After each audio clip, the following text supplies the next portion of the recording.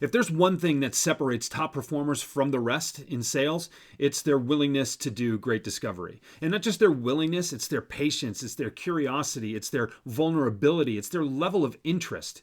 And it creates outcomes that other people just can't create, typically because most people aren't patient enough to do it. They don't recognize the value of it, they try to hurry through it, and they treat it as an interrogation rather than an interview. This is the selling part. And if you do this right, people will ask you what the next step is. You won't even have to nudge them. If you do this right, you can create 6 outcomes that I'm going to lay out for you right now that will help you close more sales. They will help you develop more long-term trusting relationships, and that will earn you more referrals to other customers and clients like them. Great news, right? Great strategy, right? Well, here's what you need to create with your discovery process. Great discovery creates connection. You need to acknowledge that there's another human being in this conversation with you. You need to make them aware that you're interested in listening to them, right? Stephen Covey said that you cannot have influence over someone without them feeling as if they have influence over you, which means you need to treat them well. You need to validate their concerns. You need to really just show that you're there. Sit down in front of them, make a lot of eye contact, ask questions, and listen for the answers. Don't just wait for your turn to talk. Take notes. Do things like that that really make someone feel safe and comfortable in your presence having this conversation with you. Great discovery also creates understanding. Yeah, I know you have your ICP figured out, but you know as well as I do that they're not all the same, and they don't want to be treated as the same as the rest of everybody who looks like them in your opinion. So dig into the nuance of their current situation. Try to understand what they're dealing with at the moment and where they'd like to get to in the future. Now that leads right into my third point here, in that great discovery creates tension. What is the difference between where they are right now and where they want to be? And not just what's the cost of not acting, or what is the cost of keeping everything the same. Remember, your biggest competitor is the status quo. But don't dig right into that. Ask some questions that get them thinking about what could be possible if they got to where they needed to go or where they wanted to go. What does accomplishing that goal look like? What does accomplishing that goal mean to them to take another step? Create some tension that helps them feel a little bit uncomfortable with where they are, or at the very least, and I'm not interested in putting people in pain, at the very least, paint such a beautiful picture of what their desired outcome would create for them that they can't wait to get there, even though where they are right now isn't that bad. What else does great discovery create? Great discovery creates context.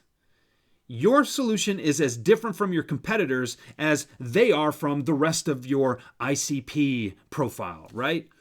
So what is it that you can do with your questioning to create a soft space for your offer to land? You need to get them thinking differently. These are questions that you ask that they don't quite know the answer to. You may have an idea of what the answer is, but you're really curious to hear how they're going to answer these questions, because they will lead you to asking better questions on top of them. Creating some context for helping them understand that you think differently about solving problems, and they should think differently about the way they're thinking about solving their problems. The nuance that you're understanding in their situation, you need to create that nuance in how your solution is going to land. And remember, in terms of great discovery, you're discovering them, they're also discovering you. So weave in those kinds of questions that helps create the context for why your solution is going to be so impactful. When you can do that, your discovery can demonstrate your expertise. This is another big issue, and this has to happen in the prospecting process. You need to demonstrate that you have the capability, you have the talent, you have the experience to help them get from where they are right now to where they want to go. That is vitally important. You need to demonstrate your expertise and prove it during this process. You do that by the way you ask questions, and by the way you listen, and by the way you follow up to the answers to those questions. Now, finally, if you do those things, if you create connection, you create understanding, you create tension, you create context, you demonstrate your expertise, you create comfort in your prospect. When they feel like you understand where they are, you understand where they want to go, and with them in mind specifically. And when you provide the context for why the way you choose to solve these problems is not only going to be different from the way your competitors do so, but it's also going to be perfect for them. And you show them that you can help them get where they want to go because you've done it before for other customers. How do they not feel comfortable taking next steps with you? I don't know if that's how you treat your discovery sessions right now, but I'm telling you, that's how you should treat your discovery sessions. I hope I've challenged you to think a little bit differently. Send me a message. Let me know if you're thinking differently, jb@jeffbajorek.com, and I look forward to hearing from you.